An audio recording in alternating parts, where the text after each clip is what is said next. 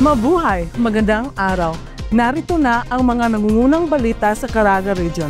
Hatid sa inyo ng Caraga in Focus News.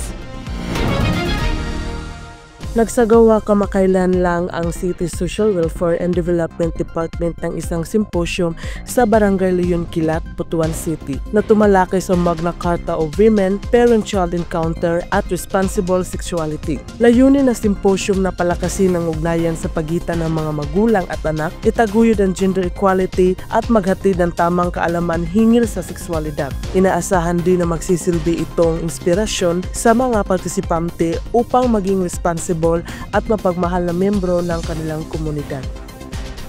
Tumanggap ng sahod ang kabuuang 430 na benepisyaryo mula sa bayan ng Buenavista na Sipit at Carmen sa lalawigan ng Agusan del Norte sa ilalim ng programang Tupad sa isinagawang payout sa Barangay Size, Buenavista. Bawat benepisyaryo ay nakatanggap ng halagang 6,525 pesos kung saan ang 204 sa kanila ay mula sa Buenavista, 155 mula sa Nasipit at 80 mula sa Carmen. Sa mensahe ni Mayor Joselito Roble na ipinaabot ni Municipal Administrator Giselle Tricia Roble, hinikayat ang mga benepisyaryo na gamitin ng maayos at makabuluhan ang natanggap nilang tulong pinansyal.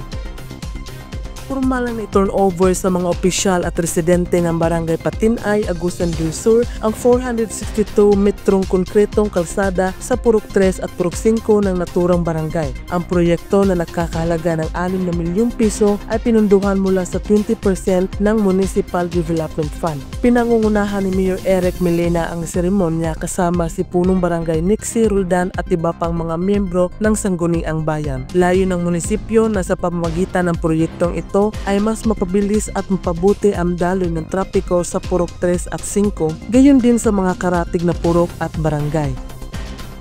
Pinangunahan ng National Nutrition Council Caraga ang pagsasagawa ng Philippine Plan of Action for Nutrition o PPAN 2023 to 2028 Advocacy Forum at Orientation sa Surigao City upang maisaayos at mapagsama-sama ang mga programa, proyekto at aktibidad sa nutrition para sa 2026 Annual Investment Plan. Layunin na aktibidad na may patupad ang PPAN 2023 to 2028 hanggang sa antas ng mga lokal na pamahalaan upang mas maging epektibo ang mga inisyatibong pangnutrisyon. Dinaluhan ang mga nasabing forum ng mga nutrition champions mula sa iba't ibang munisipalidad sa lalawigan, pati na rin ang mga stakeholders mula sa rehiyon ng Caraga.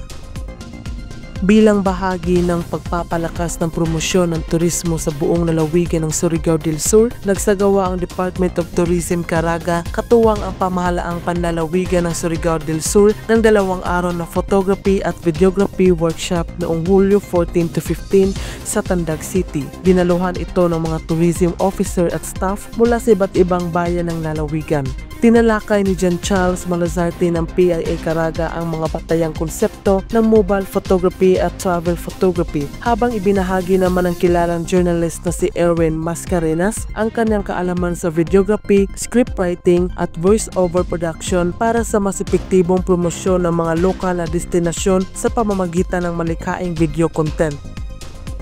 Personal na binisita ni Dinagat Islands Governor Nilo Demiri Jr. kamakailan si Secretary Amina Pangandaman sa punong tanggapan ng Department of Budget and Management upang igiit ang pagpapalabas ng 100 milyong piso na pondo para sa konstruksyon ng isang multi-purpose na gusali na magsisilbing extension campus ng Surigao del Norte State University o SNSU sa Barangay Lamera, Libhu, Dinagat Islands. Ito ang kauna-unahang State University sa lalawigan at magiging panglimang campus ng SNSU sa rehiyon ng Caraga. Matatandaan ng isang Memorandum of Agreement ang nilagdaam ng SNSU at pamahalaang panlalawigan na Dinagat Islands noong Mayo nitong taon para sa formal na pagbubukas na extension campus ng SNSU para sa academic year 2025 to 2026. 3 pilot courses ang nakatakdang ialok. Ito ay ang Environmental Science, Marine Biology at Forestry. Ang 40 National High School ay pansamantalang lokasyon ng SNSU Extension Campus habang isinasagawa ang pagtatayo ng bagong gusali. At yan ang mga kaganapan sa Caraga Region ngayong linggo. Abangan ang mga pangunahing balita sa susunod na Sabado. Dito pa rin sa Caraga in Focus News, hatid sa inyo ng Philippine Information Agency. Ito si Aileen Osol at para sa ibang mga balita, huwag kalimutang i-like ang aming Facebook, X, TikTok at YouTube.